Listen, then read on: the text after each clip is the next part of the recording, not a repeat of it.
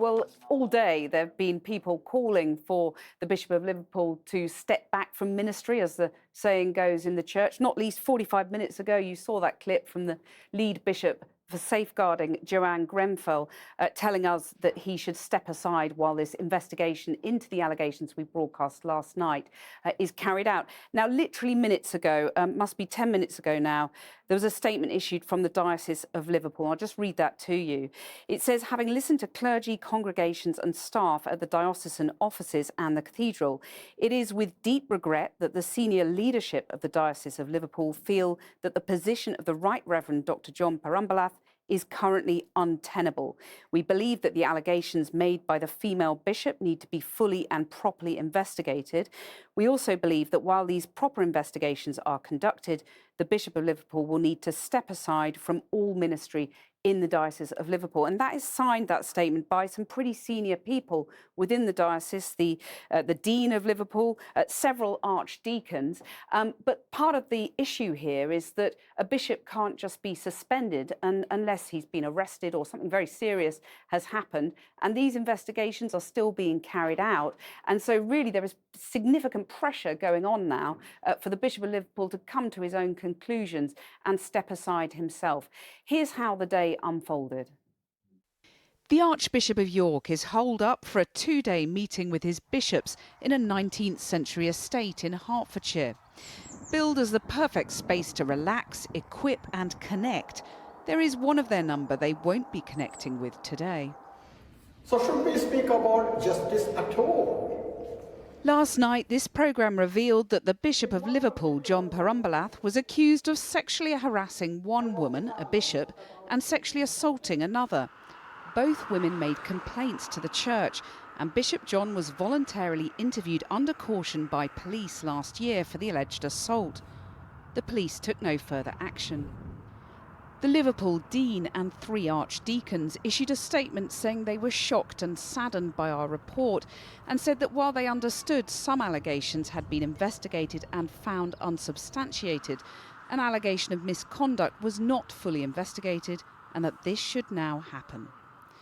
General Synod member the Reverend Jodie Stoll also expressed dismay. So my reaction was utter devastation, really. I was watching the news report and I couldn't believe what I was hearing. The woman who reported Bishop John to the police told us he repeatedly kissed her without consent and groped her between 2019 and 2023. Last night, a spokesperson for the Church of England told us that after she complained, the Church had concluded that there were no ongoing safeguarding concerns, but a learning outcome was identified with which the Bishop fully engaged. We can reveal more about how the Church tried to manage the Bishop of Liverpool behind the scenes. In January last year, a few months before he was interviewed by the police, he was summoned to a pastoral meeting to discuss his behaviour. At the meeting, attended by the Archbishop of York and his Chief of Staff, the former barrister Mark Stedman, Bishop John acknowledged how his actions could be perceived. Yet John Perumbalath wasn't formally sanctioned. The previous year, the alleged victim of sexual assault in Essex, where Bishop John used to work, had expressed frustration with the church complaints process. A senior clergywoman there told her, "The church authorities have clearly taken you seriously in terms of paying for some counselling. We can argue that he should have had some sanctions, but they have apparently tried to address his unboundaried behaviour." The decision to allow Bishop John's official enthronement in Liverpool to go ahead in April 2023 has raised fresh doubt about the judgment of the man now leading the Church of England, the Archbishop of York, Stephen Cottrell. He insists he didn't know about any of the allegations against Bishop John until March 2023, but there are questions. So I guess I would go back to, my understanding is that the processes were followed, but we can evidently see that those processes did not centre the victim and survivors. And now we're having to go back and pick up the pieces of what went wrong there. Bishop John allegedly failed his safeguarding assessment when he was being promoted to head the Liverpool diocese. We don't know why. But the Bishop of Newcastle, Helen Ann Hartley, said today on X that she was told repeatedly that failure in this area would mean automatic disqualification from being promoted to a diocesan role. So why didn't the same apparently apply to Bishop John? Some at the away day are in despair at the alleged abuse at the very top of the church. Others are rallying round the Archbishop, who's already under fire over previous safeguarding failures. The church is about death and resurrection, right? And that's not just about at the end of life. That's about as we go forward. You know, the Church of England is not going to look the same in 50 years as it does today. There are going to be different structures. It's going to have gone through a death of some kind. We're going to have different forms as we go forward. Yesterday, Bishop John told us he's consistently denied the allegations made by the two women. Those two women, one of them a bishop, have illustrated just how hard it is to complain to the church and see an alleged abuser sanctioned. Reformers say that is exactly why the institution can't be trusted to deal with safeguarding issues internally. They intend to press for urgent action at a meeting of the General Synod next month. Well, just before we came on air and before we heard from the leaders in the Liverpool diocese, I spoke to the National Safeguarding Bishop, Joanne Grenfell, and I started by asking her when she first heard of concerns about Bishop John. So I was given some information by one of the complainants in this case back in January 2024 when she made some of the details known to me, and I met with her and took that really seriously. I was aware from slightly earlier than that, when I began in role as lead bishop, that there had been some concerns expressed, but my colleagues in the National Safeguarding team had already dealt with that before I came into post. Right, so those concerns related to the previous year, did they, 2023? Yes. So as lead bishop for safeguarding, based on what you've been told, the allegations about Bishop John's behaviour, do you think he should be stepped back from ministry pending further investigation? I think these are serious allegations. They need a proper process to look at them, to be fair to everybody involved. But I do think that while that happens, he should step back from ministry to give the church the space to do that properly. Right, so you don't think those allegations have been properly investigated to date? What I learned earlier this week is that the Archbishop of York has asked for a kind of rapid review to look at the decisions that were made, how they were done, and to see whether anything could or should have been done differently and to identify any next steps.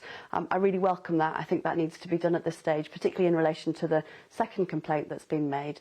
In relation to the first one, I do understand that my colleagues in the National Safeguarding team looked at it really carefully from a safeguarding risk point of view. But what I think I perceive is that we have to be better at joining these things up, where there are questions of alleged misconduct, that we have to kind of see the whole picture and look perhaps beyond formal safeguarding to how we deal with that. I think there's still more work to do. Because both women were told that what they were alleging couldn't be sort of categorised as a safeguarding problem because they weren't themselves vulnerable. That's too narrowly defined, isn't it? I think it's really important that the Church of England, when it talks about safeguarding, understands vulnerability to include power and imbalance of power. We have to be so careful because of the responsibility that we hold to be careful and appropriate and gentle with the power that we hold. And therefore I think that the definition of safeguarding needs to be broad enough to make sure that we look at those bigger questions of conduct. Now, I'm really certain that my colleagues looked at that properly in terms of safeguarding, but the wider issues of conduct actually really matter, and we have to look at power as part of that. Right. And you're clear that while these further investigations are carried out, Bishop John should step back from ministry, as the phrase goes. He hasn't yet, so why not? What's going on there? I think it's a normal process in the church for somebody to step back while things are looked at. It's what we would do for clergy, and I think it's what should happen for a bishop. And I've made it clear that's what I think should happen now, so to why give the hasn't space for that investigation to be concluded. I don't know the answer to that. That's not a decision that I make. I'm told that there's legal advice that you can't formally suspend a bishop unless he's arrested or convicted of something, or there's a serious risk from his behaviour. Should that also be looked at? So we have proper statutory processes for how we deal with managing allegations, and the threshold that has to be reached for somebody legally to be suspended. I'm not certain that's what we're talking about here. I think we're talking about asking someone voluntarily to step back because they know that the investigation has to be done properly and that there has to be space and that people have to perceive that we're taking it seriously and that they're out of the equation while that happens. Just finally, can the church be trusted to mark its own homework in this, or should safeguarding just be outsourced to an independent external body? I know from where we are at the moment that the Church of England has a huge task ahead of it in order to restore trust and confidence. The work I've been leading in terms of independent safeguarding is about setting up a proper body for scrutiny and audit and complaints and the possibility of full independence around operational safeguarding. That's what's coming to General Synod in February, and I'm really glad that we're taking that so that the whole Synod can take ownership of that. Bishop Joanne, thanks very much. Thank you. Well, our North of England correspondent Claire Fallon is outside Liverpool Cathedral. Well, this evening, the person who we are still waiting to hear from is the bishop himself. Because, you know, that statement that we had just a few minutes before we came on air this evening from some of the most senior figures within the Diocese of Liverpool, it is clearly a huge intervention in this. Let me just read you a key phrase that's in there. We believe that the allegations made by the female bishop need to be fully and properly investigated, and saying that they believe at this point in time his position is untenable. But that's what they say they feel. They feel his position is untenable. As we've been hearing, within the church rules, the decision as things stand has to be made by the bishop himself. And so clearly things have been going on behind the scenes here all through the day today with pressure building.